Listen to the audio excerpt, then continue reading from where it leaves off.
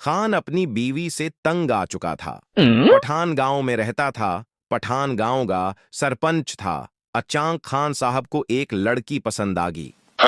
खान साहब उस पे मदहोश होने लगे। पठान ने उस लड़की से शादी का इरादा कर लिया। जब खान साहब ने दूसरी शादी का इरादा किया और निकाह जुमा के दिन मुकर्रर पाया, खबर किसी तरह पहली बीवी तक पहुंच गई।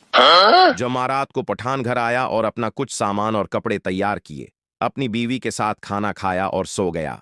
अगले दिन जागा तो तैयार होकर बाहर निकलने लगा तो बीवी ने पूछा, कहाँ जा रहे हैं? पठान बोला, जमा की नमाज पढ़ने।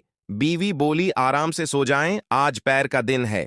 अभी नींद की गोलियों से 3 दिन बाद जागे हो। तुम अगर दोबारा शादी का इरादा किया तो क़यामत के दिन ही जाग आएगी।